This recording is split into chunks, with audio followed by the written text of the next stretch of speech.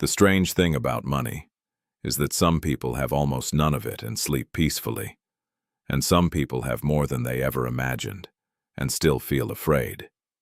Afraid to spend. Afraid to slow down. Afraid they're falling behind. Afraid it's not enough. You'd think money would solve that feeling. That's the deal we're all quietly sold. Work hard, earn more, build security. Then the anxiety goes away. Then you'll relax. Then you'll finally feel rich. But if you've ever hit a goal you thought would change everything, you've probably noticed something uncomfortable. The feeling doesn't stay. Maybe it was your first real paycheck. Maybe it was 5 figures in savings. Maybe it was a promotion, a business milestone, a raise, a number you used to dream about. For a moment it feels incredible. Then something strange happens. The mind adjusts, the excitement fades, and the target moves. Again, and again, and again. You don't notice it immediately, because it feels logical. Of course you want more. Of course you're ambitious. Of course you're planning ahead. Nothing wrong with that. But here's what nobody realizes. Sometimes you're not chasing wealth. You're chasing relief. And those are very different things. Wealth is measurable. Relief isn't. One has numbers. The other has emotions. And that's where things start falling apart. Because emotions don't follow spreadsheets. Think about how many people spend years trying to earn enough money to finally feel safe. Then they get there, and safety never arrives. The bank account changes. The feeling doesn't. Why? Wait until you realize why. Because most people think poverty is only financial. But there is another kind. A psychological poverty, a scarcity that lives in the mind. And it can survive almost any income. You can see it everywhere. Someone checks their investment account 10 times a day. Not because they need to, because they need reassurance. Someone makes more money than ever before, but still feels guilty buying a decent meal. Someone has enough savings for years and still feels panic every time an unexpected expense appears. Someone keeps working longer and harder even after their basic needs are covered. Not because they need more, because stopping feels dangerous. And if any of that sounds familiar, it might not be about money at all. It might be about what money represents. Control, security, freedom, worth, identity. That's the real story. Because most people aren't counting dollars, they're counting emotions. Every number means something. A bigger account balance doesn't feel like money. It feels like protection. A lower balance doesn't feel like math. It feels like vulnerability. And once emotions become attached to money, money stops being a tool. It becomes a mirror. A mirror reflecting every fear you've never fully confronted. The fear of not being enough. The fear of losing what you've built. The fear of being left behind. The fear of uncertainty. And this is where the conversation gets uncomfortable. Because society constantly tells you that wealth creates confidence. But look closely. Some of the most financially successful people in the world are still anxious, still comparing, still chasing, still restless, still worried. Which raises an uncomfortable question. If more money automatically created peace, wouldn't they be at peace by now? But the strange part is, many aren't, because the feeling of not enough is rarely solved by adding more. When the problem is emotional, numbers can only do so much. Imagine drinking salt water because you're thirsty. The more you drink, the thirstier you become. That's what happens when someone expects money to solve an emotional problem. The account grows, the craving grows with it, and eventually they find themselves trapped in a cycle they never intended to enter. More income, more expectations, more comparison, more pressure, more fear, not less.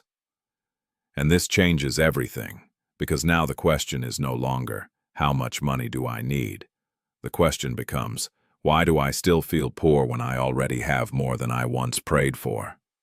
And that question leads somewhere most people spend their entire lives, avoiding. Because the answer has almost nothing to do with money, and almost everything to do with the story you've been telling yourself.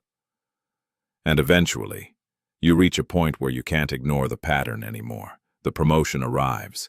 The savings account grows, the income increases, the goals that once felt impossible become normal. And yet, the feeling remains. Not always, not constantly, but often enough to notice that quiet voice asking, "Is it enough?" The strange part is, the voice never gives a number. It never says, "Another 10,000, another 100,000, another million." Because the voice isn't asking for money, it's asking for certainty. And certainty is something money was never designed to provide. That's the part most people miss. Money can reduce certain risks. It can create options. It can create flexibility. It can solve many real problems. But it cannot eliminate uncertainty. Life doesn't allow that. Relationships can change. Markets can change. Health can change. Circumstances can change. The future remains unpredictable, no matter how large the account becomes. And this is where things begin to shift. Because many people spend years trying to use money to solve a problem that only acceptance can solve. The acceptance that uncertainty is part of life. Not a flaw in life, a feature of it. Once you stop demanding absolute certainty, something unexpected happens. You stop needing endless proof that you're safe, and that changes everything. Because now money becomes what it was always supposed to be, a tool, not an identity. Not a scoreboard, not a measure of self-worth. A tool. Think about how differently people behave when money becomes identity. Every financial setback feels personal. Every comparison feels threatening. Every success feels temporary. Because they're protecting more than money. They're protecting who they believe they are. But when money becomes a tool, the emotional weight begins to lift. You still care. You still plan. You still build. But you stop attaching your entire sense of security to a number, and here's where the real freedom begins. Not financial freedom, psychological freedom. The freedom to stop constantly moving the finish line. The freedom to stop measuring your life against people whose circumstances you don't fully understand. The freedom to enjoy what you already have without immediately turning it into a reason to want more. Because comparison is one of the biggest reasons wealthy people feel poor. You don't compare downward, you compare upward, always. Someone has a bigger house, a bigger business, a larger portfolio, a better car, a more impressive lifestyle, and suddenly, abundance feels like scarcity. Not because anything changed, because perspective changed. That's the trap. A person earning $40,000 compares themselves to someone earning $100,000. A person earning $100,000 compares themselves to someone earning $500,000. A person earning $500,000 compares themselves to a millionaire. The latter never ends, which means comparison guarantees one thing. There will always be someone making you feel behind, and this is the part most people need to hear. You can spend your entire life becoming richer, while emotionally feeling poorer, because wealth and enough are not the same thing. One is external, the other is internal. One can be counted. The other has to be recognized. And maybe that's the hidden lesson beneath all of this. The people who feel wealthy aren't always the people with the most.